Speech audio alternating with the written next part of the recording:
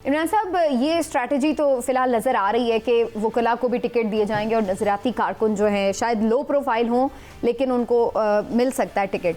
लेकिन ये आपको नज़र आ रहा है कि जो ये लोग हैं, अभी तो ये कहा जा रहा है कि वकला को शायद अरेस्ट नहीं किया जा सकेगा, वो कैंपेन भी कर सकेंगे, लेकिन अभी हमने रिसेंटली देखा है शेर अफजल मरवत साहब को भी अरेस्ट किया गया है। शोएब शाहीन साहब कोयटा पहुँचे तो उन्हें वहाँ पर कैंपेन उस तरह नहीं करने दी गई। तो फिर ये चीज़ें तो उनके साथ भी हो सकती हैं अल्टीमेटली, और फिर ऐसा होगा कि कैंडिडेट होगा ही नहीं पीटीआई का, या फिर कम कैंडिडेट हलकों पे हमें नजर आएंगे। समीना, एक मुख्तसर सी बात जो रज़ा रूमी साहब अभी कह रहे थे ना, उसमें ज़रूर शामिल करना चाहूँगा। इन्होंने कहा इलेक्टेबल्स और ख़ास तौर पे वो जो 8-10 करोड़ रुपए खर्च कर सके। इसमें छोटी सी एक बात मज़ीद शामिल करनी, और वो भी ख़ास तौर पे इलेक्टेबल जिनके पास 20-25 हज़ार वोटों का अपना भी एक वोट बैंक हो, वो चाहे बरादरी का वोट हो, चाहे वो इलाके का वोट हो, जो भी उसके साथ जब उनका अपने वोट के साथ पार्टी का वोट मिलता है। अब आ जाते हैं पीटीआई के मामला की तरफ। देखिए, वकला नो डाउट बड़े बहादुर लोग हैं और बड़ी वो तहरीकों में हिस्सा भी लेते हैं, चलते भी हैं। अब उनके लिए मुझे ये बताएं कि अगर पीटीआई सपोज 100 वकला को टिकट जारी कर देती है तो शायद उसमें से 5 हों ऐसे जो 10-12 करोड़ रुपए खर्च कर सकें। पहली बात तो ये है, उनके पास उतने पैसे ही नहीं होंगे सिवाय चंद वकला को छोड़ के। आप देखें जो बड़े बड़े चैम्बर से जिनका ताल्लुक है या जिनके दूसरे मामलात हैं, अदरवाइज वकला बेचारे को इतने मालदार लोग नहीं होते कि वो 8-8, 10-10 करोड़ रुपया इलेक्शन पे खर्च कर सके। दूसरा, बाहर की सियासत कुछ और होती है, वहाँ पे ग्रुपिंग कुछ ही और तरह की होती है। हल्के में जब आप जाएंगे तो क्या हल्के की सियासत एक डिफरेंट है, बिल्कुल डिफरेंट है। और वहाँ पे आपने देखे लाखों वोटों के साथ इंटरेक्ट करना होता है, वहाँ पे आपने कई किलोमीटर का आपका हल्का होता है और वो सारा मोबिलाइज करना और चीज़ें। और फिर सबसे अहम बात यह है कि इंतज़ामी तौर पे आप क्या अगर आपको ना भी गिरफ्तार किया जाए लेकिन इतने मामलात में आप उलझे हों कि रोज़ाना आपको 3-3 अदालतों में जाना पड़े, कभी किसी कचहरी में, कभी किसी अदालत में, कभी कहीं, तो फिर आप कैंपेन कब करेंगे? ठीक, तो ये जितने मामलात हैं, ये इसका डिसएडवांटेज बहरहाल पीटीआई के साथ। लेकिन चौधरी साहब, अब सबने वकला के ऊपर बात की और वकील हमारे साथ ही था, फिर सबसे साहिब राय तो चौधरी साहब की है इसमें। चौधरी साहब, वकला को टिकट देना कैसा आइडिया है? और वो कोई प्रोफेशनली सियासतदान तो नहीं होते, तो क्या वो हल्के की सियासत, इलेक्शन डे की मैनेजमेंट, ये सब चीज़ें, फिर जो जैसे बात हो रही है कि रुपया पैसा उसका भी इस्तेमाल जो है वो करना पड़ता है हमारे यहाँ तो इलेक्शन में, तो ये सब चीज़ें देख पाएंगे जो पीटीआई के कैंडिडेट होंगे वकील?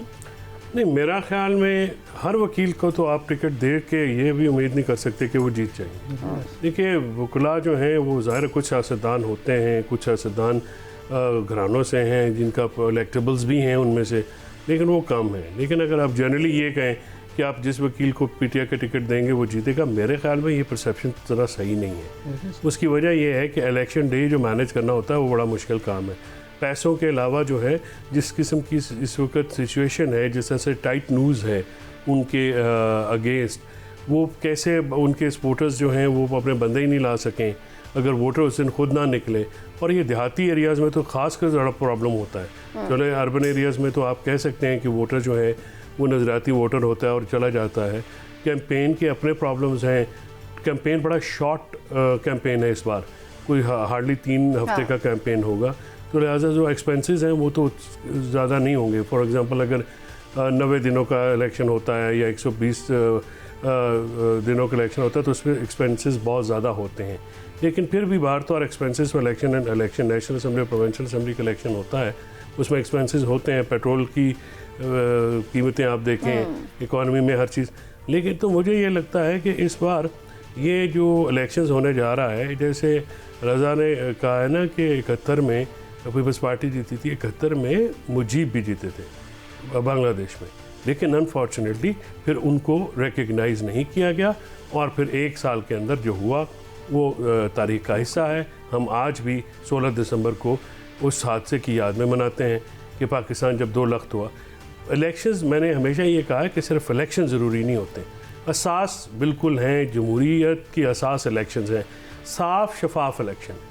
और इलेक्शंस जिसमें सारे, आप देखिए ना कि जिस तरह से इलेक्टेबल्स को हाँका जा रहा है या जिस तरह से मामला किया जा रहा है, इसकी इलेक्शन की क्रेडिबिलिटी जो है वो खुद तो लोग कह रहे हैं, पीपल्स पार्टी के जो हमारे जयद सियासतदान हैं, सीनियर सियासतदान हैं, वो कह रहे हैं कि ये इलेक्शन स्टार्ट होने से पहले जो है वो मुतनाज़ हो गया, मुतनाज़ हो गया। जिस तरह से इस इलेक्शन को सुप्रीम कोर्ट ने भी माजरत के साथ इसको उस तरह से नहीं देखा जिस तरह से देखना चाहिए था। लेकिन इस सारी सूरत हाल के बावजूद एक बात मैं कहूँगा कि जमहूरियत ना होने से मिनिमम जमहूरियत जो है वो भी बेहतर होती है।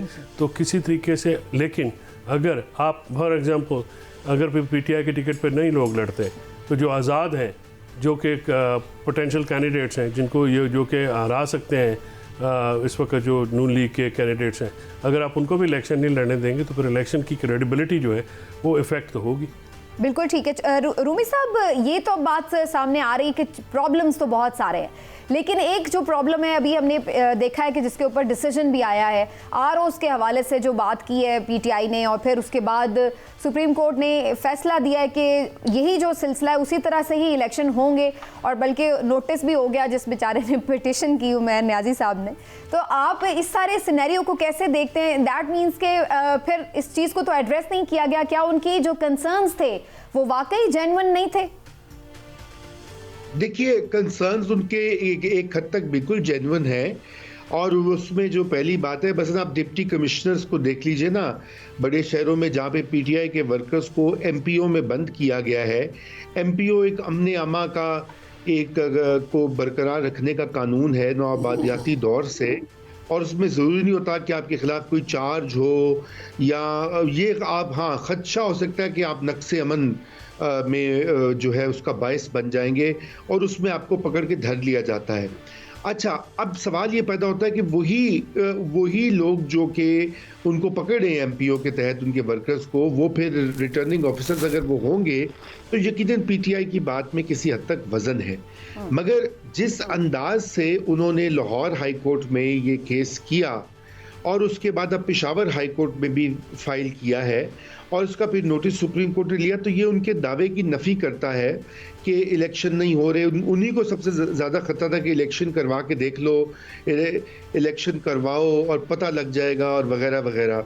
और एक तरफ उनका वो कहना है, दूसरी तरफ वो इस तरह की जो पिटिशंस भी कर रहे हैं जिससे कि इलेक्शंस में इल्तवा का खदशा हो। लेकिन रज़ा, माज़रत के साथ मैं यहाँ से आपको ये पूछना चाहूँगा कि क्या इलेक्शन करवाना और साफ शफाफ इलेक्शन करवाना, क्या ये दोनों डिज़ायर साथ में नहीं चल सकती? अगर अगर PTI ने पटिशन दायर करना तो हर किसी का हक है, और PTI की पटिशन्स के साथ जो हशर होता है वो तो देख रहे हैं सारों ने, लेकिन ROs जो हैं अगर वही मुतनाज़े होंगे तो फिर इलेक्शंस को कौन मानेगा? एक पार्टी के कहने पे तो आप इलेक्शन नहीं करवा रहे ना, इलेक्शन तो आइन और कानून के कहने के मुताबिक होते हैं। वो ये अलग बात है कि बाजी करीब में उसको ऑब्जर्व नहीं किया गया। नहीं, लेकिन सब इसमें एक बात और भी है ना, पिटीशन, मैं सिर्फ ये कह रहा हूँ कि पिटीशन फाइल करना तो क्या वो ऑब्जेक्शनेबल बात नहीं जा सकती है? नहीं, पिटीशन फाइल करना बिल्कुल ऑब्जेक्शनेबल बात नहीं है, लेकिन एक चीज़ ये भी आप ये देखें कि जो उनको नोटिस जारी हुआ है वो इसमें नहीं हुआ कि आपने ये पिटीशन क्यों की है, वो तो ये हुआ है कि जनाब ये सुप्रीम कोर्ट ने एक फैसला दिया था और उसके खिलाफ आप ये चले गए। तो आप ये देखें, नहीं मेरी उन्होंने फैसला खुद लिखा है, गुजारिश तो अदालत खुद मेरी गुजारिश सुने। दूसरी एक छोटी सी बात, रज़ा साहब इसमें आप ये भी शामिल कर दें कि मान लिया कि DC जो हैं डिप्टी कमिश्नर्स, ये बहुत सारे ऐसे हैं जो मुतनाज़े हैं, तो क्या हमारे जज साहबान सारे शफाफ हैं? क्या वो मुतनाज़े नहीं हैं?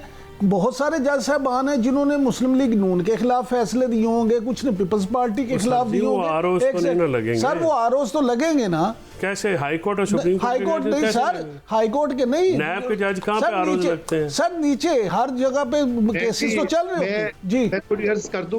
जी सर, थोड़ी सी एक दो जुमले ही बस कहना चाहता हूँ। देखिए, आपने बिल्कुल सही कहा है कि सिर्फ इलेक्शन होना काफ़ी नहीं होते, वो शफाफ भी होने चाहिए और वो सबको काबिल कबूल भी होने चाहिए, लेकिन उसमें एक प्रोसेस फ़र्क है। प्रोसेस ये है कि अगर आरोज के ऊपर कोई इतराज़ हो तो वो इलेक्शन कमीशन को बताया जा सकता है, और इलेक्शन कमीशन की ये पावर्स हैं कि वो उसको चेंज कर सकते हैं।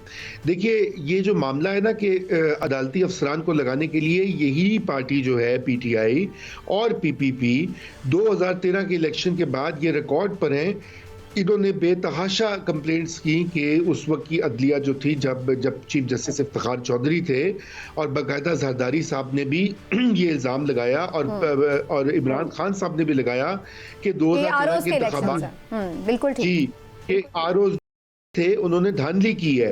ये अब देखें ना, अगर अब वो उस वक्त वो भी एक्सेप्टेबल नहीं है, एग्जीक्यूटिव ऑफिसर्स एक्सेप्टेबल नहीं है, तो फिर क्या किया जाए? ओवरसीज पाकिस्तानी जो ये तो नहीं, मेरा ख्याल है उस वक्त तक इन्हें डीसीज के इस तरह लगे थे ना, तो अब तो उन्हें वही इलेक्शन ज्यादा अच्छे लग रहे होंगे कि ये तो इससे तो बेहतर वही